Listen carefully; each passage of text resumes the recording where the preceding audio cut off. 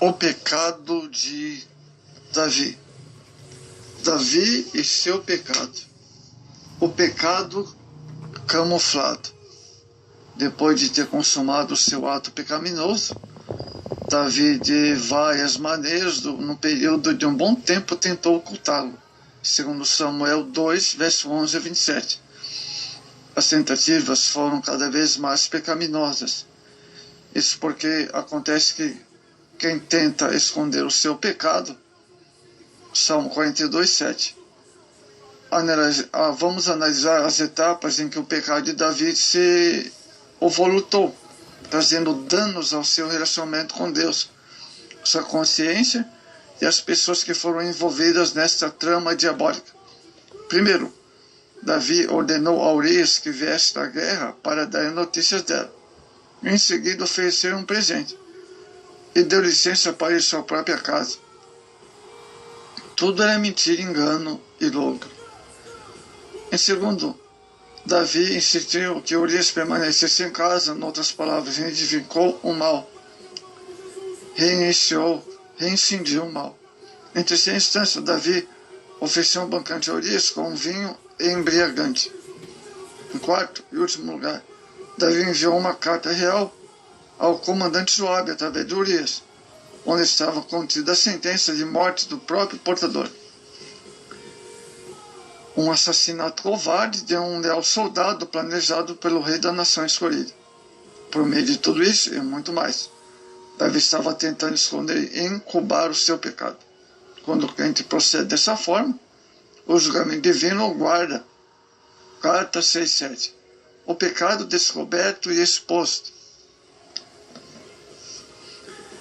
Quando Davi se achava que o morto é esposo da mulher com quem adulterava, o seu problema estava resolvido. Deus enviou o próprio Natã para confrontá-lo. Natã narra a parábola do camponês que possuía uma única ovelha e o fazendeiro que tinha muitas ovelhas. Segundo Samuel 12, 6.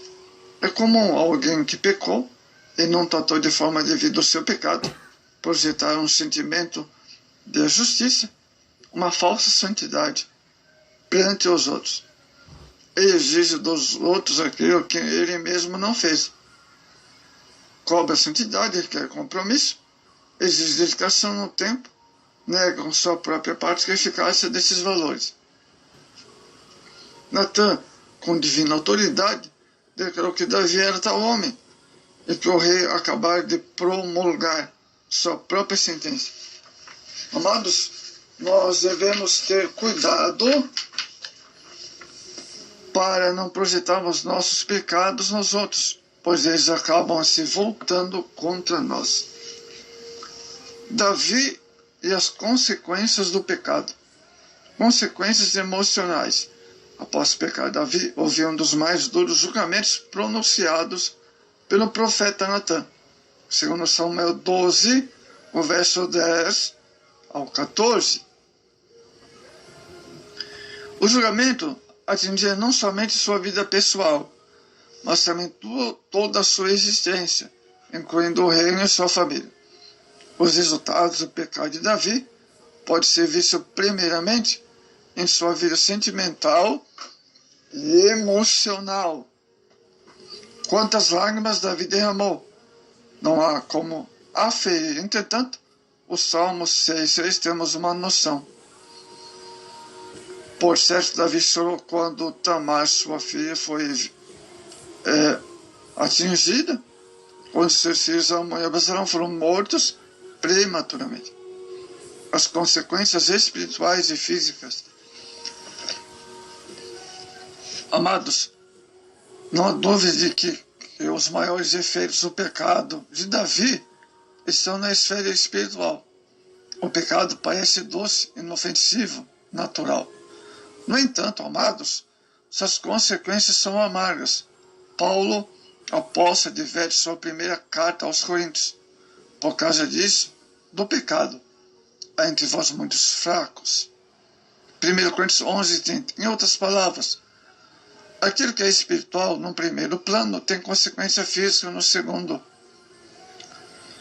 Os especialistas advertem que há muitas doenças psicossomática, isso é doenças da alma, ou de origem psicológica que afetam o corpo físico. A Bíblia nos mostra que há também doenças de origem espiritual. Tiago 5,16. Amados, o profeta Natan foi enviado pelo Senhor para confrontar Davi com seu pecado. Dramaticamente usou uma parábola. Cada elemento da parábola é planejado para estimular a solidariedade de um rei e ultrajar um senso de justiça. Amados, Betseba é o vínculo entre os dois reis mais famosos de Israel, Davi e Salomão. Seu adultério com Davi quase pôs o fim à família, através do qual Deus planejou entrar fisicamente no mundo, em meio às cinzas daquele pecado. Porém, o Senhor trouxe bem. Jesus Cristo, o Redentor da humanidade, nasceu no descendente de Davi e de Betseba. A história de Davi e de Betseba mostra que pequenas decisões erradas frequentemente levam a grandes erros. Vamos ver, Davi confessa o seu pecado. Diante da palavra profética, Davi descobriu o caminho da confissão. A confissão traz alívio. Não havia alternativa, todos estavam muito claro. Davi havia pecado e só lhe restava a confissão, o que fez imediatamente. Então disse Davi a Natan: pequei contra o Senhor. A confissão trouxe a Davi alívio para a alma, mas não livrou o juízo divino sobre sua casa. Infelizmente, muitos não confessam diante de Deus o seu pecado e traem sobre si maiores juízos e consequências. A confissão traz misericórdia. Em seus sábios conselhos, Salomão nos adverte. Provérbios 28:13. Na verdade, a confissão traz a misericórdia de Deus até nós em forma de perdão e reconciliação, produzindo em nós a paz e a manifestação da graça de Deus. Em suma, a confissão feita diante de Deus leva-nos uma gloriosa salvação. Tem misericórdia de mim, ó Deus, segundo sua benignidade. Apaga as minhas transgressões, segundo a multidão das suas misericórdias. Davi se confessando diante de Deus neste salmo. Aqui está o recurso, bem conhecido, repetidas vezes posto em prática por Davi. Traz o seu fardo arrojado ao lado da misericórdia e bondade de Deus. O único lugar onde o seu vexado poderia encontrar descanso. Achou que seu pecado era tão abominável que nada senão a misericórdia de Deus podia valer-lhe para o apagar. Amados, a confissão traz renovação. Em sua confissão ao Senhor, amados, Davi clamou por uma renovação, dizendo: crie em mim, ó Deus, um coração puro, renove em mim um espírito reto. Salmo 51, no verso 10. Crendo na misericórdia divina, Davi derramou diante de Deus, confessando o seu pecado, esperando a sua reintegração diante do Senhor. O verso 11 de Salmo 51, ele aguarda ansioso após a confissão, tornar a possuir a alegria da salvação que o pecado lhe havia tirado, e a comunhão, logicamente, no verso 12 do mesmo capítulo, e voltar a louvar o precioso nome do Senhor. O verso 15 do capítulo 51 de Salmo. Davi entrega-se como pecador, desamparado nos braços do amor redentor, feliz lugar de descanso. Só Deus pode purificar, amados, o pecador e tornar apto de estar na sua presença. Faz-me ouvir o júbilo e a alegria, para que se alegrem os ossos que tu quebrastes. O Salmo de Davi.